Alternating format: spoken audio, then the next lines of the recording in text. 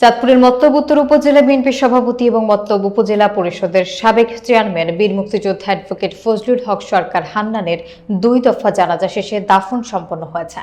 গত 6 এপ্রিল বাদ মাগরিব রাজধানীর আগারগাঁওয়ে প্রথম জানাজা এবং 7 এপ্রিল সোমবার মতলব উত্তর উপজেলার Nishchintapur high school and college মাঠে দ্বিতীয় জানাজার নামাজ অনুষ্ঠিত হয়।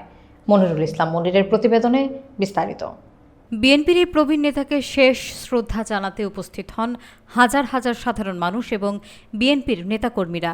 নেতাকে শেষ শ্রদ্ধা জানান এবং জানাজার নামাজে অংশগ্রহণ করেন মুসল্লিরা। জানাজার নামাজ অনুষ্ঠিত হওয়ার আগে রাষ্ট্রীয় সম্মাননা জানানো হয়। জানাজার নামাজ শেষে মরহুমকে পারিবারিক কবরস্থানে সমাহিত করা হয়েছে। জানাজার নামাজ শেষে অংশগ্রহণ করেন বিএনপির কেন্দ্রীয় নির্বাহী কমিটির সদস্য মোহাম্মদ জালাল উদ্দিন, চাঁদপুর জেলা বিএনপির সভাপতি শেখ ফরিদউদ্দিন মানিক, যুগ্ম সাধারণ সম্পাদক তানভীর হুদা, ড্যাবের কেন্দ্রীয় কমিটির যুগ্ম মহাসচিব সরকার মাহবুব আহমেদ শামীম, বঙ্গবন্ধু শেখ মুজিব মেডিকেল বিশ্ববিদ্যালয়ের মেডিসিন অনুষদের ডিন অধ্যাপক ডাক্তার শামীম সরকার, উপজেলা বিএনপি সাধারণ সম্পাদক নুরুল হক জিতু সহ শত শত নেতাকর্মী।